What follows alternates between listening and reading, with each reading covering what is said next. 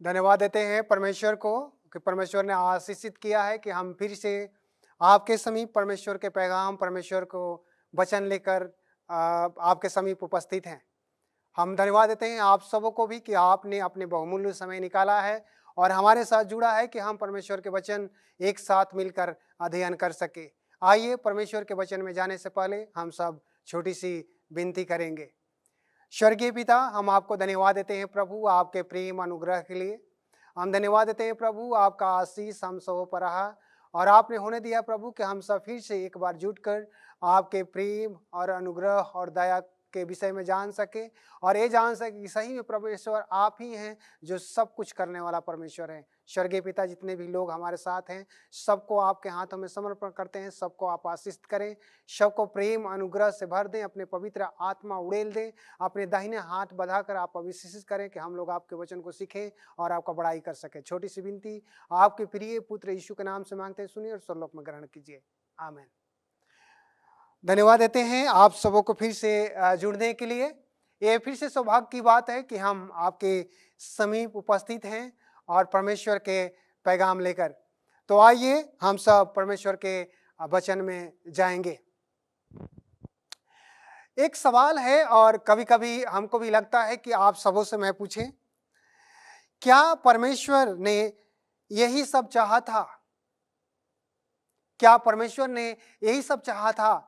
हम दूसरे तरफ से देखेंगे, जब हम अपने टीवी को हम लोग खोलते हैं, चाहे रेडियो जब हम सुनते हैं तो उसमें बहुत सारे चीजें जो हैं सुनाई देती है। कभी कभी तो हम लोग टीवी खोलते हैं तो हम लोग कहीं मूवी देखते हैं, कहीं सिनेमा देखते हैं, उसमें आनंद करते हैं। लेकिन जब सिनेमा भी देखते हैं तो बहुत सारे ऐसे चीज देखते हैं जो हमको देखने जो है ही नहीं। जब उसमें लड़ाई देखते हैं तो हमारे अंदर में एक लड़ाई की भावना आती है। जब द्वेष और घृणा की बातें आती है तो हम में भी एक ऐसा प्रवृत्ति घुसता है और हम वैसे ही करने की कोशिश करते हैं।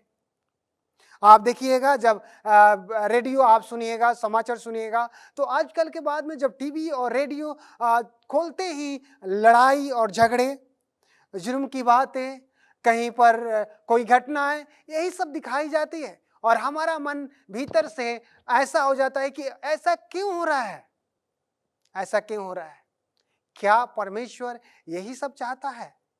कभी हमारे मन में भी यही सवाल आते हैं, क्या परमेश्वर चाहता है कि ऐसा हो?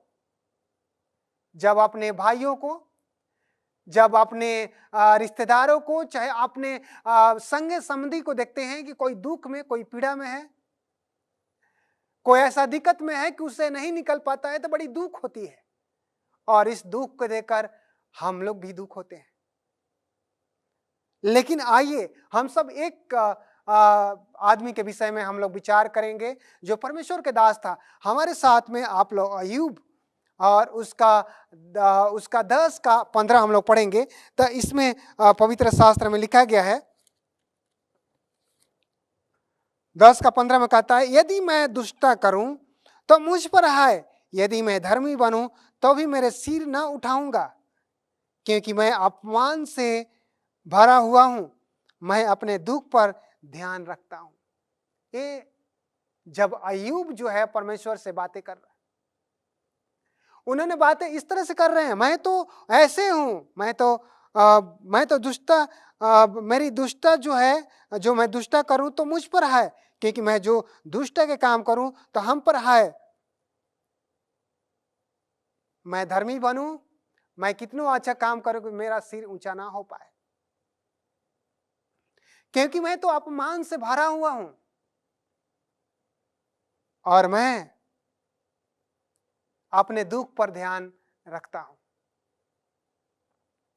लेकिन जब इनके विषय में आप अध्ययन कीजिएगा, जब इनके कहानी को आप जानिएगा, आप शुरू में जाइएगा, अध्याय 1 जब खोलिएगा, अय्यूब का उसका अध्याय 1 खोलिएगा, तो इसमें उनके विषय में थोड़ा सा, अय्यूब के विषय में जब हम लोग पढ़ेंगे, थोड़ा सा ऐसे लिखा गया है।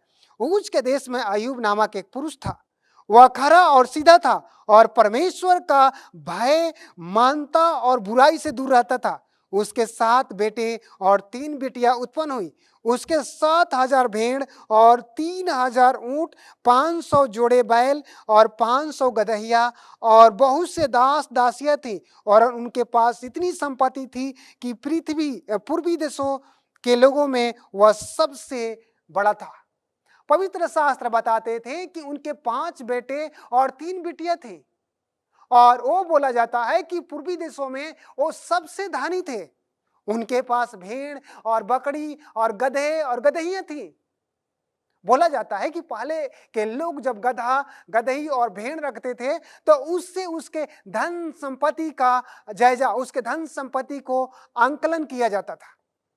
और इसी तरह से आप देखा जाए और पवित्र शास्त्र बताता है कि उस समय जो पूर्वी देश में जो अय्यूब थे वो सबसे धनी थे।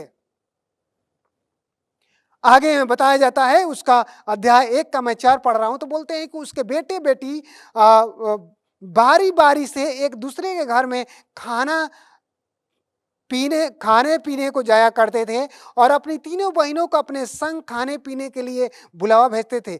जब जब भोज के दिन पूरे हो जाते तब तब अय्यूब उन्हें बुलाकर पवित्र करता और बड़े भोर को उठकर उनकी गिनती के अनुसार होम बलि चढ़ाता था, क्योंकि अय्यूब सोचता था कदापि मेरे लड़कों ने पाप कर परमेश्वर को छोड़ दिया हो। इसी रीति से अय्यूब सदैव किया करता था। आज देखिए, अय्यूब के विषय में हम जानते हैं तो एक दिलचस्प बात है अपने परिवार के लिए। उन्हें के पास धन संपत्ति था।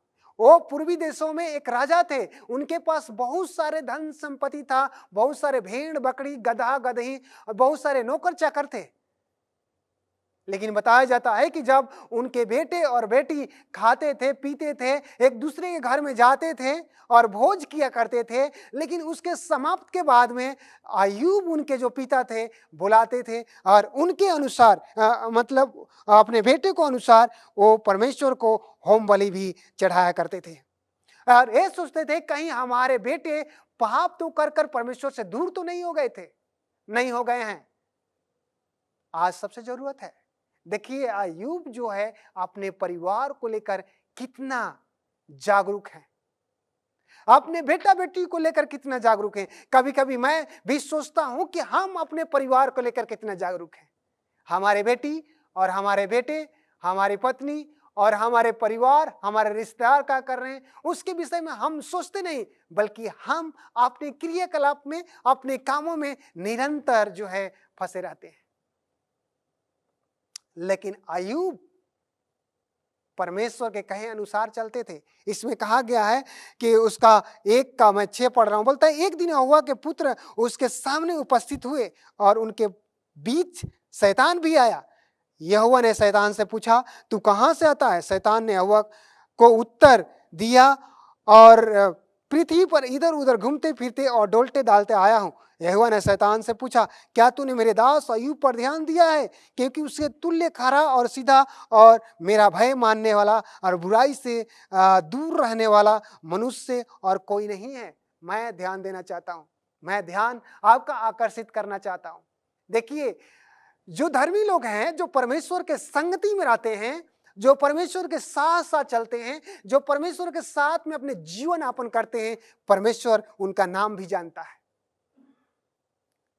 आप देखिए कि शैतान से जब परमेश्वर पूछ रहे हैं कि आप कहां से आ रहे हो, तो वो बोल रहा है कि मैं तो डोलते डालते घूमते घूमते आ रहा हूं। और परमेश्वर कह रहे हैं कि हमारे जो दास है, जो जिसको मैं जानता हूं, जो हम खराई से हमारे बातों को मानता है, हमारे आज्ञाओं को पालन करता है, क्या अय्यूब को आपने देखा है? देखिए, परमेश्वर जो है अपने लोगों में दिलचस्पी रखता है, अपने लोगों को जानता है, अपने लोगों से बातें करता है, अपने लोगों को देख रेख करता है, अपने लोगों को नामों को याद करके रखता है। और वो पूछ रहा है, क्या हमारे अय्यूब जो मेरा दास है, क्या आप उसको देखे हैं? शैतान ने हवा को उत्तर दिया, क्या अय्यूब परमेश्वर का भय बिना लाभ का मानता है? क्या तूने उसको, उसके घर को और जो कुछ उसका है उसके चारों ओर बड़ा नहीं बांधा? तूने तो उसके काम पर आशीष दिए और उसकी संपत्ति देश भर में फैल गई है, परंतु अब अपना हाथ बढ़ाकर जो कुछ उसका है उसे छू, तब वह तेरे मुंह पर तेरी निंदा करेगा। यहोवा ने शैतान से कहा, सुन, जो कुछ उसका है वह सब तेरे हाथ में है, केवल उसके शरीर पर हाथ न लगाना। तब शैतान हव्वा के सामने से चला गया। जब शैतान कह रहा है कि आपका भाई क्यों मानता है, क्योंकि वो जानता है कि आप उसके साथ हैं, इसलिए भय मानता है कि आपने उसको आशीषित किया है, इसलिए भय मानता है कि आप उसके घर के चारों तरफ अपना आशीष का बेड़ा बांधे हैं। ऐसे कहने के बाद में परमेश्वर कहता है कि कोई बात नहीं है, मैं एक चीज बोलता हूं, जितना भी चीज है मैं आपको समर्पित मैं देता हूं, और लेकिन तुम सिर्फ उसके शरीर पर हाथ न लगाना। देखिए, परमेश्वर कहता है शरीर पर हाथ न लगाना। लेकिन कभी आप देखिएगा, कभी बाद में आप पढ़िएगा, थोड़ा आगे जाइएगा, तो इसमें खास तौर से लिखा गया है कि उसके प्राण मत लेना। दूसरा में बोलता है, जब शैतान आता है, जब सब कुछ अय्यूब का खत्म हो जाता है, उसका धन संपत्ति, उसके भेड़ बकरी, उसके नौकर चाकर, उसका बेटा बेटी सब समाप्त हो जाता है, तो उसके बाद में शैतान आता है। जब अय्यूब और उनकी पत्नी बचती है, और शैतान फिर से परमेश्वर के समीप आता है, और परमेश्वर कहता है, उसका 2 का हम 5 पढ़ेंगे तो उसमें लिखा गया है, इसलिए केवल अपना हाथ बढ़ाकर उसके हड्डियां और उसका मांस छू, तब वो तेरे मुंह पर तेरी निंदा करेगा। यहोवा ने शैतान से कहा, सुन, वह तेरे हाथ में है, केवल उसका प्राण छोड़ देना। परमेश्वर ने उसका शरीर भी शैतान के हाथों में कर दिया, और परमेश्वर बोला कि देखो, अब तुम कुछ भी कर सकते हो, लेकिन उसका प्राण मत लेना। तब शैतान हव्वा के सामने से निकला और अय्यूब को पांव के तलवे से ले सिर की चोटी तक बड़े बड़े फोड़े से पीड़ित किया। तब अय्यूब खोज लाने के लिए एक ठिकरा लेकर राख पर बैठ गया। तब उसकी स्त्री उससे कहने लगी, क्या तू अब भी अपनी खराई पर बना है? परमेश्वर की निंदा कर, और चाहे मर जाए तो मर जा। देखिए, उनकी पत्नी भी आकर कह रही है, क्या परमेश्वर के खराई पर अभी बना है? क्या परमेश्वर को जो आज्ञाएं हैं, जिस तरह से परमेश्वर को मानता है, क्या अभी भी परमेश्वर के संगति में आप बने हो? परमेश्वर की निंदा कर। उसकी पत्नी बोलती है, परमेश्वर की निंदा कर, और चाहे मर जाए तो मर जा। उनकी संगनी, उसके साथ रहने वाली, देखिए, उसके पीड़ा को देखकर, उसके दुख को देखकर उसको बर्दाश्त नहीं होता है, और कहती है कि देख, अब क्या कर, अब ऐसा स्थिति है कि परमेश्वर के निंदा कर, और नहीं तो मर जा। ऐसा कोई परिवार दुख और दर्द आता है तो उसमें सहमति देता है, लेकिन इसको आखिरी हो गया था, और लास्ट में बोलती है कि परमेश्वर की निंदा कर और मर भी जा। हमारे और आपके जीवन में जब दुख आता है, तो कभी कभी हम लोग सोचते हैं कि ये दुख कितना हमारे लिए पहाड़ है। कभी कभी ऐसा भी होता है कि जब हम नहीं समझ पाते तो परमेश्वर को भी कोसने लगते हैं। हम नहीं समझते तो अपने रिश्तेदारों को, अपने अगल बगल के लोगों को, जो दावा डॉक्टर करता है उसको भी कोसते हैं, लेकिन हम लोग परमेश्वर को धन्यवाद नहीं देते। ये जरूरत है कि हम लोग कितने भी दुख दर्द में रहें, लेकिन परमेश्वर को धन्यवाद देने की जरूरत है। लेकिन खुद से पूछिए, क्या परमेश्वर ने मेरे और बाकी इंसानों के लिए यही सब चाहा था? खुद से पूछिए। जिस तरह से अय्यूब को, जिस तरह से शैतान दुख दे रहा है, जिस तरह से शैतान दुख दिया, क्या वो जायज था? क्या परमेश्वर चाहता है कि हम और आप दुख में रहें? क्या अपनी समस्याओं को सामना करने में मुझे कहां से मदद मिल सकती है? कभी कभी हम लोग सोचते हैं कि हम समस्याओं को जो झेल रहे हैं, हमको मदद कहां से मिलेगा। ये ध्यान देना होता है कि परमेश्वर ही हमारा मददगार है, और परमेश्वर ही एक परमेश्वर है जो हमको निरंतर मदद करता है। क्या हम कभी ऐसे सोच सकते हैं कि इस दुनिया में, जिस दुनिया में हम रहते हैं, यहाँ पर जो पीड़ा है, जो दुख है, जो दर्द है, एक दिन यहाँ पर शांति आएगा? हाँ, हम सबों को एक विश्वास होना चाहिए। बोलता है कि जब परमेश्वर यहाँ पर आएंगे, जब परमेश्वर का दूसरा आगमन होगा, जब प्रभु यीशु मसीह यहाँ पर आएंगे, तो परमेश्वर यहाँ के हालातों को बदल देगा। भाइयों बहनों, ये बहुत ही बड़ी बात है, क्योंकि हम जानते हैं कि परमेश्वर के आना बड़ी नजदीक है। प्रभु यीशु मसीह आ रहे हैं, और जिस तरह से हम लोगों ने पढ़ा और जानते हैं कि अंतिम समय में जब हम लोग गुजर बसर कर रहे हैं तो बहुत सारे चिन्ह जो है दिखाई दे रहे हैं, और हम सब उसको पहचानते हैं, अब जानते हैं कि सही में हम अंतिम समय में हैं। परमेश्वर कहता है कि जब हम आएंगे तो इस पृथ्वी का दूसरा रूप होगा। आइए हमारे साथ में आप पढ़िएगा प्रकाशित वाक्य और उसका 21 का 4 हम देखेंगे। तब परमेश्वर का वचन कहता है कि वह उनकी आंखों से सब आंसू पोंछ डालेगा, और उसके बाद मृत्यु न रहेगी, और ना शोक और ना विलाप और ना पीड़ा रहेगी, पहली बातें जाती रही। देखिए परमेश्वर कहता है कि मैं जब आऊंगा, जो परमेश्वर के आने के बाद में, देखिए परमेश्वर कहता है कि मैं सब कुछ खत्म कर दूंगा, ना मृत्यु रहेगी, ना पीड़ा रहेगी, बल्कि तुम्हारे आंखों के आंसू भी हम पोंछ डालेंगे।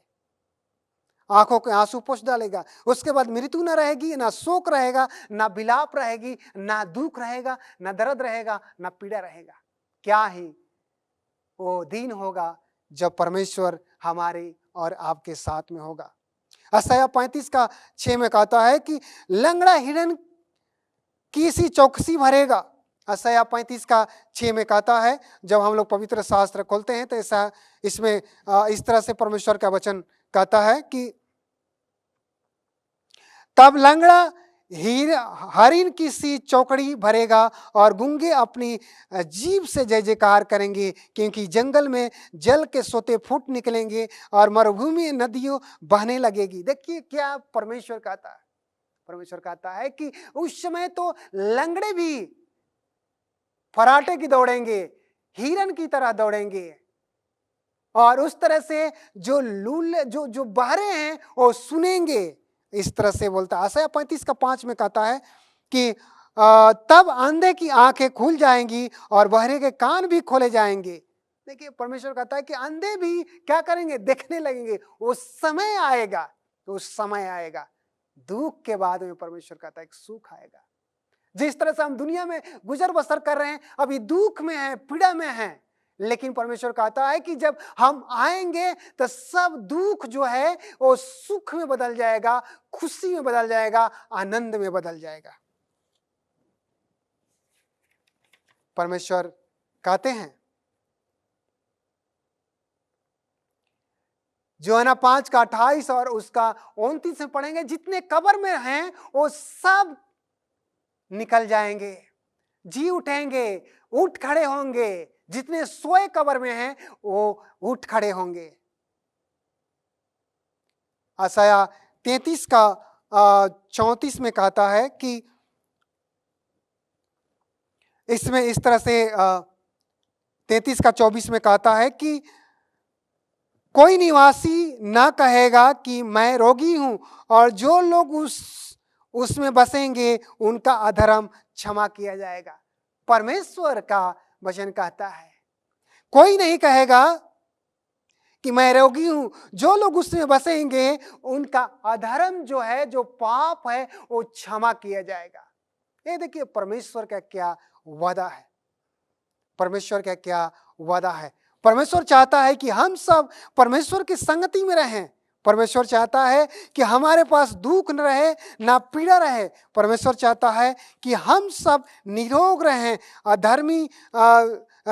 अधर्मी ना रहें, बल्कि धर्मी बनकर परमेश्वर के राज में प्रवेश करें।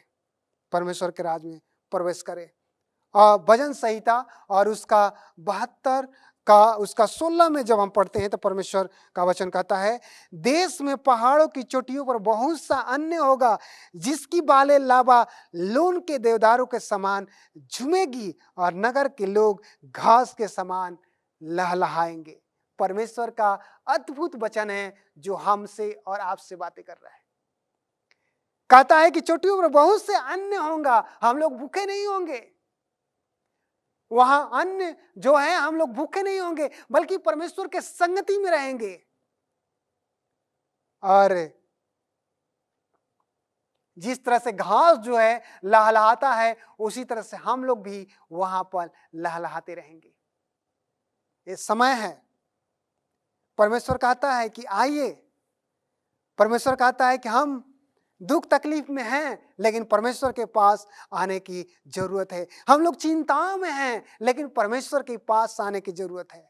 हमारे परिवार में दुख है, तकलीफ है, लेकिन हमको परमेश्वर के समीप आने की जरूरत है। हमारे घर में मौत भी है, हमारे घर में दुख तकलीफ भरा हुआ है, हमारे घर में लोग बेड पर पड़े हुए हैं, हमारे घर में दुख का पहाड़ है, लेकिन तब पर भी परमेश्वर के समीप आने की जरूरत है। परमेश्वर कहता है कि आपके पास चिंताएं हैं, तब पर भी परमेश्वर के पास आने की जरूरत है, क्योंकि परमेश्वर पर भरोसा ही रखना सबसे बड़ी बात है।